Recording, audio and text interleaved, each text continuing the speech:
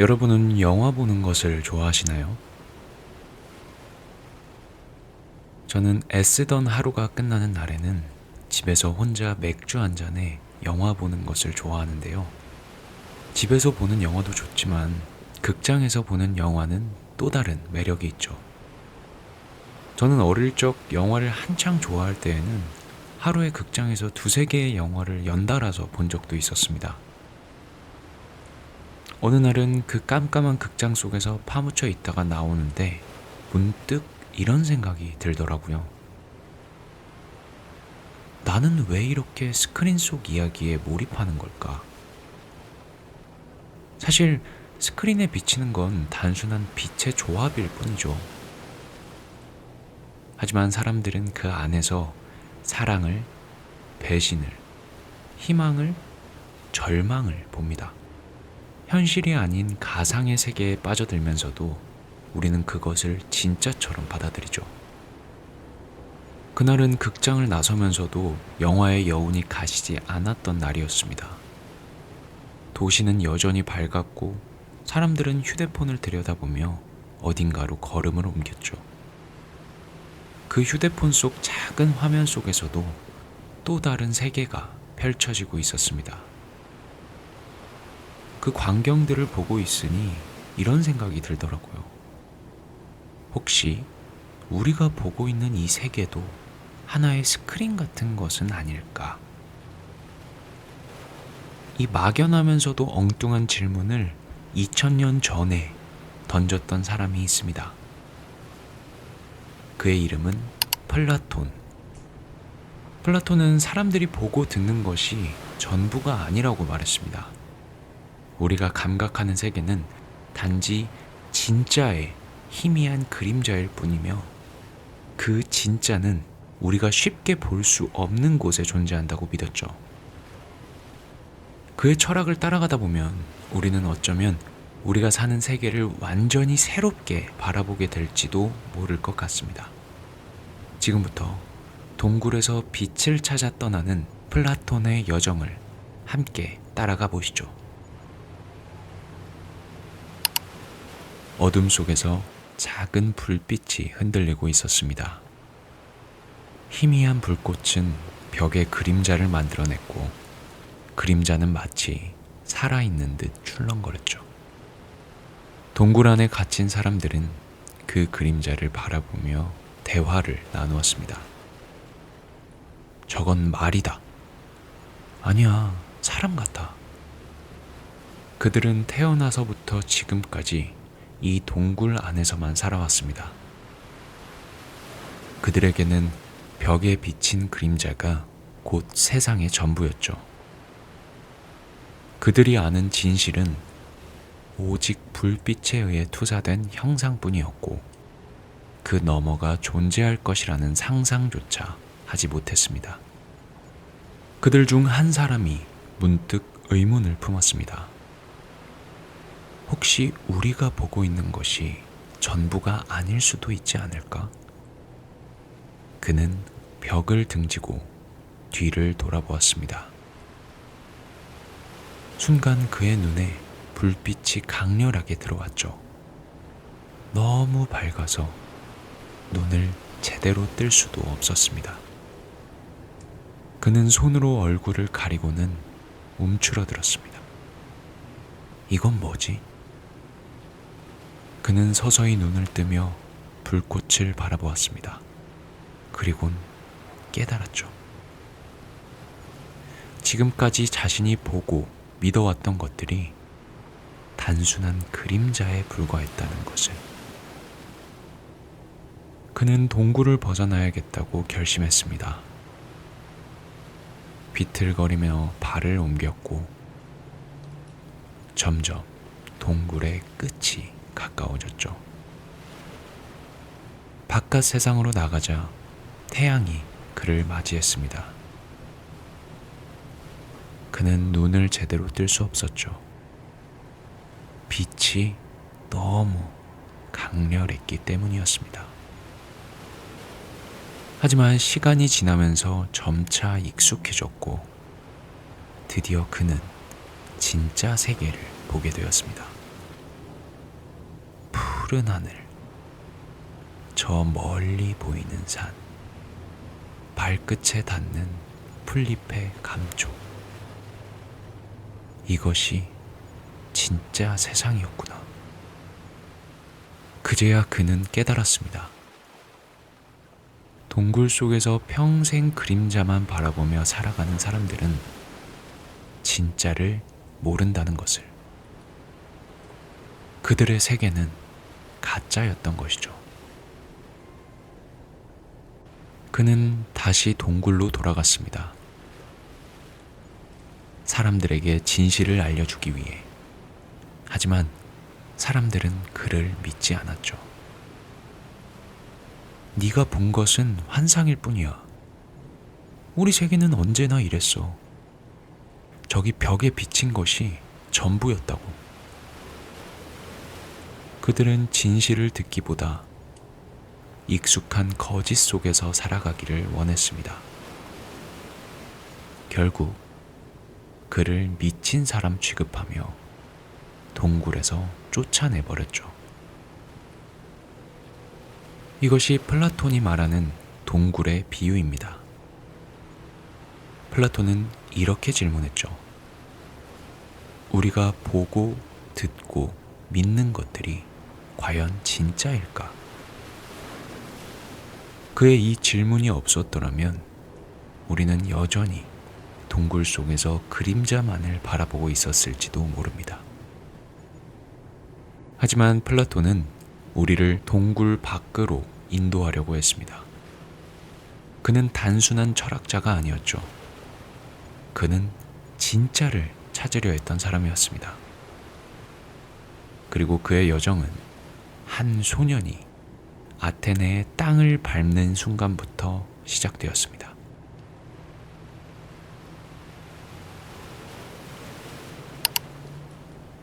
기원전 427년. 전쟁의 소음이 아직 아테네의 하늘을 울리고 있었습니다. 전쟁과 평화가 교차하는 이곳에서 한 아이가 태어났죠. 그의 이름은 아리스토클레스. 그의 집안은 명문가였습니다. 부유한 귀족 가문에서 태어난 그는 최고의 교육을 받을 수 있었죠. 어린 시절부터 문학과 체육, 음악과 수사학을 배웠습니다. 소년은 뛰어났습니다. 그는 특히 운동을 잘했고 씨름을 즐겼죠. 단단한 체격과 넓은 어깨 덕분에 사람들은 그를 플라톤이라고 불렀습니다. 넓은이라는 뜻의 그 별명이 그의 이름이 될 것이라고는 아무도 예상하지 못했죠. 소년 플라톤은 조용한 성격이었지만 마음속에는 언제나 질문이 가득했습니다. 왜 사람들은 서로를 속일까? 정치란 무엇일까? 누가 정의를 결정하는 걸까? 그의 집안은 당연히 그가 정치인이 될 것이라고 기대했습니다. 아테네의 지도자로 성장하는 것, 그것이 그에게 주어진 길이었죠. 그의 조상들 중에는 정치가와 장군이 많았고 아버지와 어머니 또한 귀족 출신이었습니다. 하지만 플라톤은 점점 그 길에 대한 확신을 잃어갔습니다. 그가 성장하던 시기, 아테네는 점점 혼란에 빠지고 있었습니다. 민주정과 과두정이 충돌하며 정치인들은 권력 다툼에만 몰두했습니다. 아테네의 시민들은 자유롭게 의견을 말할 수 있는 것처럼 보였지만 실상은 그렇지 않았죠. 진실을 말하는 자들은 배척당했고 부패한 자들이 권력을 손에 쥐었습니다. 플라톤은 답답했습니다. 그가 배운 것들과 현실은 너무 달랐기 때문이었죠. 이것이 정말 정의로운 사회일까? 그러던 어느 날, 그는 광장에서 특별한 사람을 보게 되었습니다. 그는 다른 정치가들처럼 화려한 옷을 입지도 않았고, 사람들 앞에서 웅변을 늘어놓지도 않았습니다.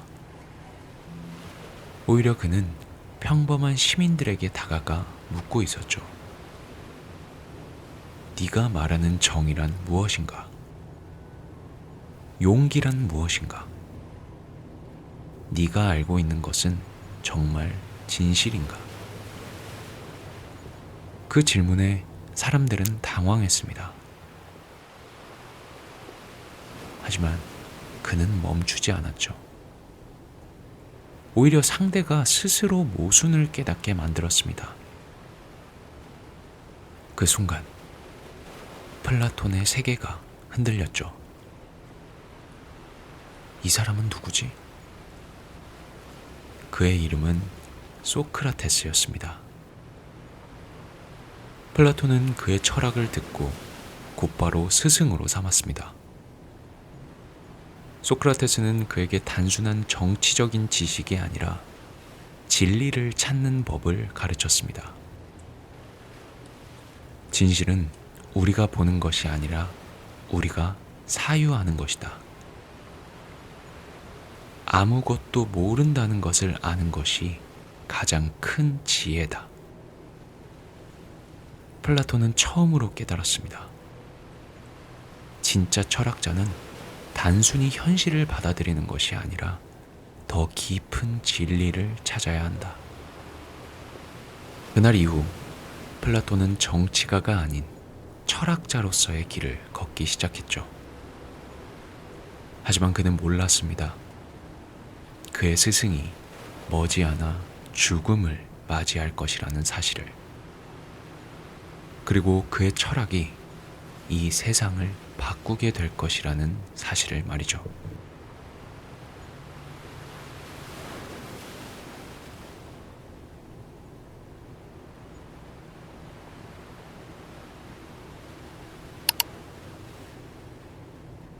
악법도 법이다. 소크라테스가 마지막으로 남긴 말이었습니다. 기원전 399년 아테네 법정. 공기는 무겁게 가라앉아 있었습니다.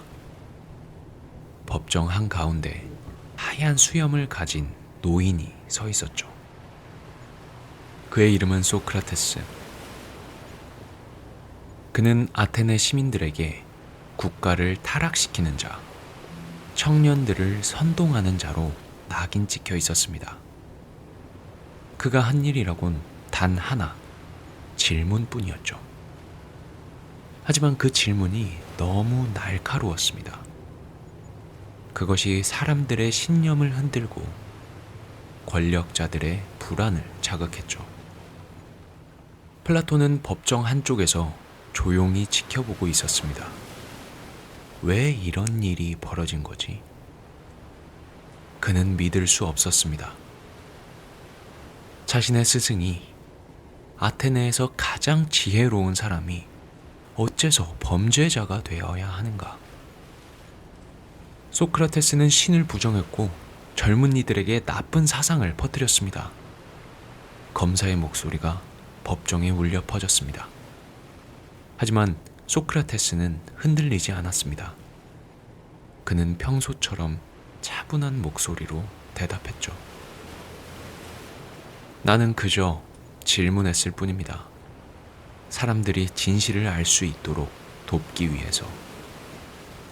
하지만 당신 때문에 젊은이들이 기존의 법과 질서를 무시하게 되었습니다. 진실을 찾기 위해 기존의 믿음을 되돌아보는 것이 잘못된 일입니까? 플라톤의 가슴이 터질 것 같았습니다. 스승은 논리적으로 완벽하게 자신의 결백을 증명하고 있었죠. 하지만 그럴수록 군중들은 더욱더 흥분했습니다. 그들의 분노는 진실이 아니라 감정에서 비롯된 것이었기 때문이죠. 결국 배심원들은 유죄를 선고했습니다. 사형, 독배를 마시는 것. 플라톤은 뛰쳐나가고 싶었습니다. 모두가 틀렸다고. 소크라테스를 죽이는 것은 아테네가 자기 자신을 죽이는 것 같다고 외치고 싶었죠. 하지만 소크라테스는 오히려 미소를 지으며 말했습니다. 나는 죽음을 두려워하지 않는다. 우리가 죽음 이후를 알지 못한다면 그것이 두려울 이유도 없지 않은가. 그는 마지막까지 철학자였습니다. 그날 밤 소크라테스는 독배를 들었습니다. 독이 천천히 퍼져나가는 동안 그는 조용히 친구들과 철학을 논했죠. 플라톤은 눈물을 삼켰습니다. 이제 내가 해야 할 일이 무엇인지 알 것 같아. 소크라테스의 죽음은 단순한 비극이 아니었습니다. 그것은 새로운 철학자의 탄생을 알리는 신호였죠. 플라톤은 스승의 철학을 이어가기로 결심했습니다. 그는 아테네를 떠났죠. 그리고 떠도는 세월 동안 한 가지 목표를 품었습니다. 더 이상 철학이 권력자들의 감정에 의해서 처형당해선 안 된다. 진짜 철학을 할 수 있는 공간을 만들자. 그것이 곧 플라톤의 아카데미아였습니다.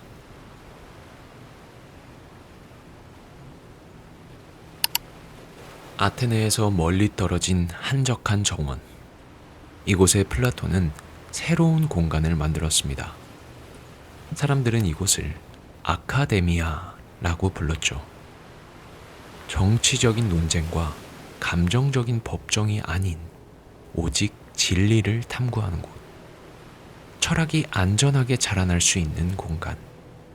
플라톤은 소크라테스처럼 길거리를 돌아다니며 질문하는 대신에 체계적인 철학을 가르치기로 했습니다. 플라톤의 제자들은 다양한 계층에서 모여들었습니다. 귀족, 상인, 군인, 예술가. 그들은 처음으로 철학을 배우는 학교에 발을 들였죠. 플라톤은 그들에게 질문했습니다. 우리가 보는 것이 전부일까? 국가는 어떻게 운영되어야 하는가?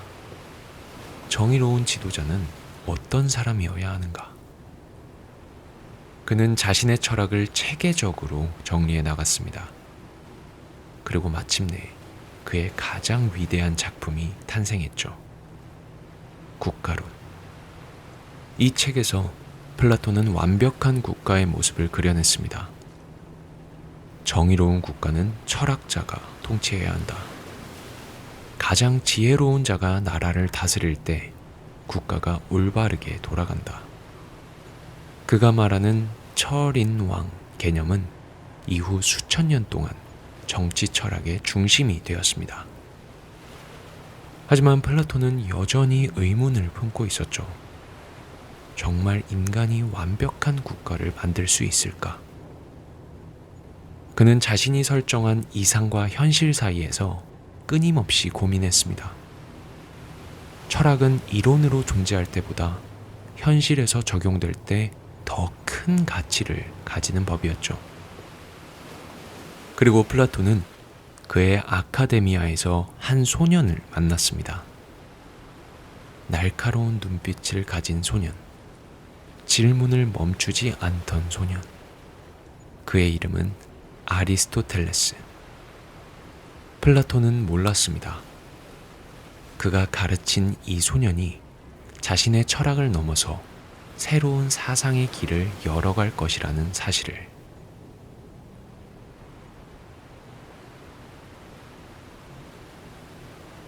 이 세상에 존재하는 모든 것은 불완전하다. 하지만 우리가 추구해야 할 것은 완벽한 이데아다.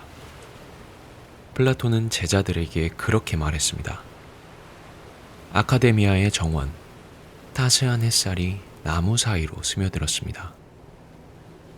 플라톤은 돌길을 천천히 걸으며 젊은 학생들을 둘러보았습니다. 그들의 눈은 호기심으로 가득 차 있었죠. 오늘은 이데아에 대한 강의를 할 차례였습니다.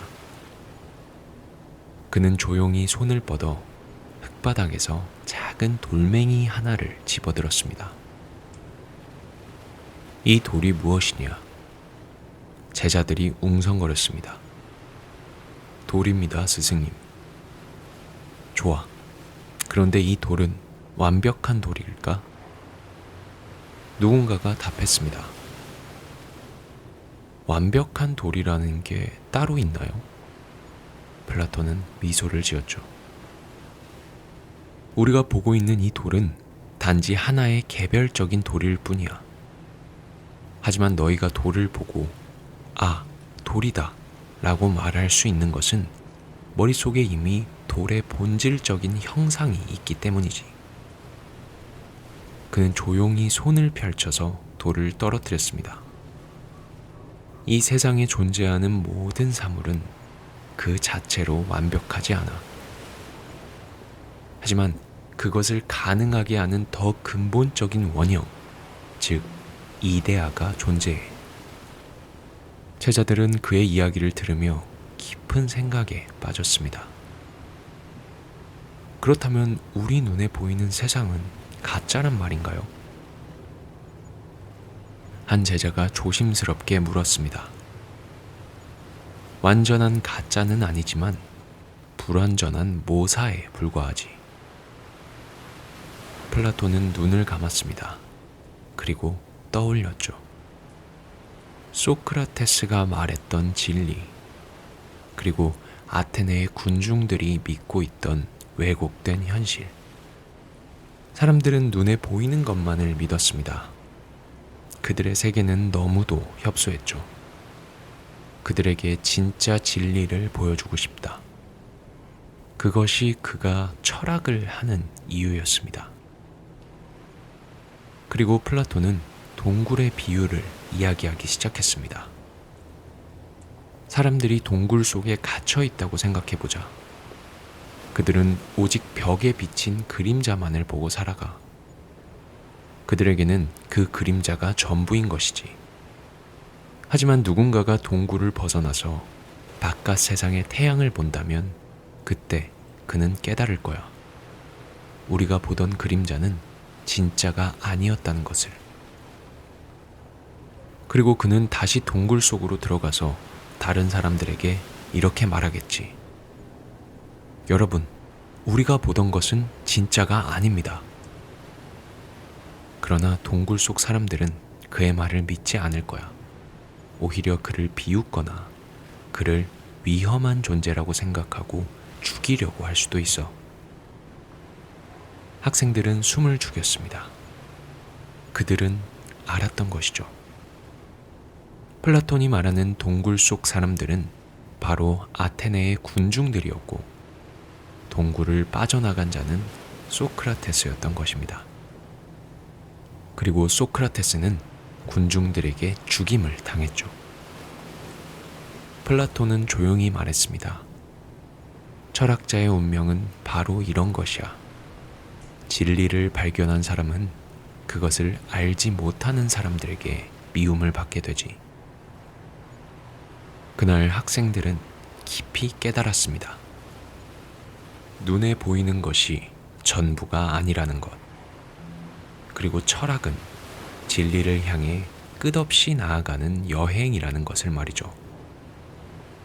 플라톤은 스스로에게 수없이 질문했습니다.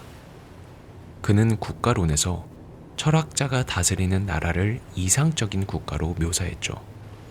가장 지혜로운 자가 통치하면 정의로운 사회가 될 것이라고 믿었습니다. 하지만 문제는 과연 현실에서 철학자가 통치를 할 수 있느냐는 것이었습니다. 그가 기회를 얻은 곳은 시칠리아였습니다. 당시 시칠리아에는 젊은 군주 디오니시우스 2세가 있었습니다. 그는 철학에 관심이 많았고 플라톤을 초청했죠. 플라톤은 기대했습니다. 마침내 철학이 현실을 변화시킬 기회다. 그는 시칠리아로 향했습니다. 하지만 그곳에서 그를 기다리고 있던 것은 철학과는 너무도 거리가 먼 권력의 세계였습니다. 디오니시우스 2세는 철학에 대한 호기심이 있었지만 그것이 실제 통치에 적용될 수 있다고는 생각하지 않았습니다. 그는 여전히 권력을 쥐고 있었고 그 권력이 철학을 흔들지 못하게 했죠. 플라톤은 좌절했습니다.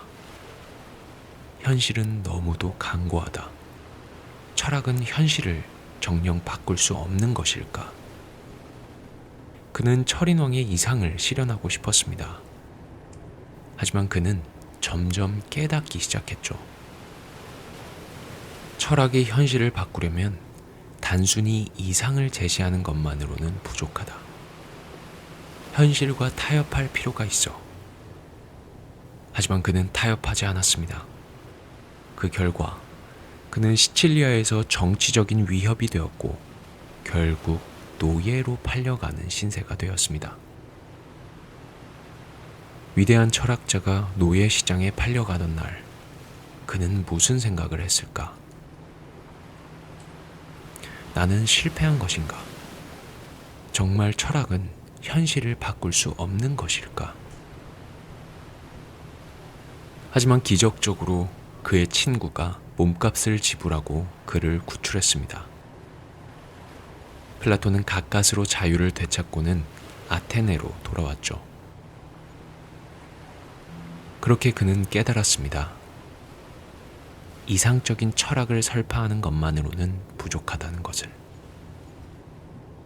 철학이 현실을 바꾸기 위해서는 철학자만이 아니라 시민들도 철학을 알아야만 한다. 그래서 그는 다시 아카데미아에 집중했습니다. 미래의 지도자들에게 철학을 가르치는 것이 더 중요하다고 생각했죠. 그리고 그는 자신의 가장 뛰어난 제자를 바라보았습니다. 아리스토텔레스. 그는 자신의 철학을 완전히 계승할 제자를 찾았다고 생각했습니다. 하지만 그는 몰랐습니다. 아리스토텔레스는 그의 철학을 따르기보다는 새로운 길을 열어나갈 것이라는 사실을. 플라톤이 이상적인 세계를 꿈꿨다면 아리스토텔레스는 현실을 탐구하는 철학자가 될 것이었죠. 그리고 그것이 철학의 다음 장을 열어가는 신호였습니다.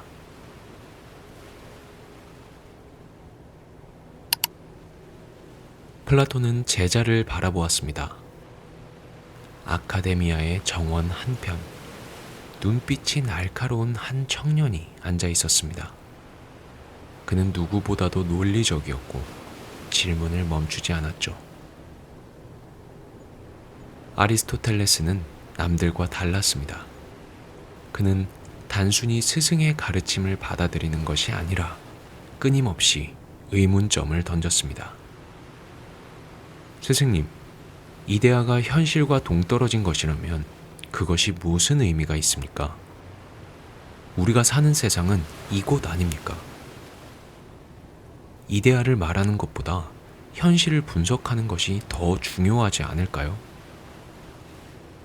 플라톤은 미묘한 감정을 느꼈습니다. 자신의 철학을 완전히 이해하는 제자였지만 그는 점점 다른 길을 걷고 있었죠.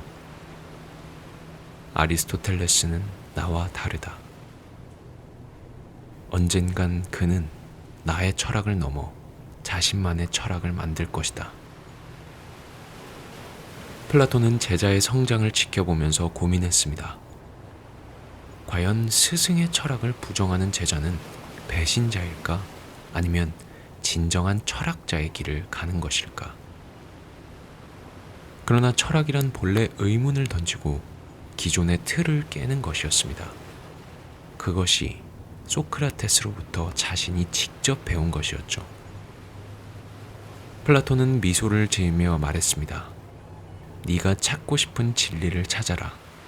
그리고 언젠간 너도 알게 될 거야. 철학이란 정답이 아니라 끝없는 탐구라는 것을.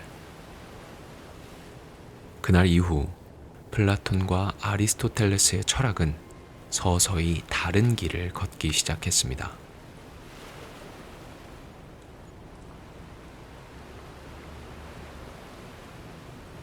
노년의 플라톤은 책상 앞에 앉아 있었습니다. 그는 천천히 펜을 들어 마지막 글을 적었습니다. 나는 철학을 했고 철학은 나를 만들었다. 그의 삶은 철학 그 자체였습니다. 그는 아테네에서 태어나 소크라테스를 스승으로 두었고 그의 죽음을 직접 목격했죠. 그리고 그 이후 진리란 무엇인가를 끊임없이 탐구하며 살아왔습니다. 그의 철학은 이데아를 중심으로 펼쳐졌습니다. 완벽한 세계, 눈에 보이는 것 너머에 있는 진정한 실제. 그것을 추구하는 것이 철학자의 길이었죠. 하지만 그는 현실을 바꾸려고 했고 그 과정에서 좌절도 겪었습니다. 시칠리아에서는 철인왕의 이상을 실현하려 했으나 실패했습니다. 그는 현실 정치의 벽을 온몸으로 부딪혔죠. 철학은 현실을 변화시킬 수 있을까? 이 질문 하나는 여전히 남아 있었습니다. 그가 바라보던 아테네의 하늘, 그리고 그 끝에서 결국 그는 깨달았죠. 자신이 세상을 떠난다고 해도 철학은 계속 될 것이라는 것을. 그는 마지막으로 아카데미아를 걸었습니다. 제자들은 여전히 토론을 하고 있었고 새로운 질문을 던지고 있었습니다. 그의 곁에는 아리스토텔레스가 없었죠. 그는 이미 새로운 세상을 떠난 뒤였습니다. 그래, 모든 철학자는 언젠가 자기만의 길을 가는 법이지. 플라톤은 조용히 눈을 감았습니다. 그의 철학은 끝난 것이 아니었습니다. 그것은 이제 다음 세대로 이어질 것이었죠. 그리고 그의 사상은 시간이 흐를수록 더욱더 강해졌습니다. 플라톤이 떠난 이후에도 그의 철학은 여전히 세상을 움직이고 있었습니다. 우리는 아직도 이데아를 찾고 있다. 눈에 보이는 것 너머의 진리를. 그리고 우리도 언젠간 깨닫게 될 것이다. 철학이란 끝없는 질문의 연속이라는 것을.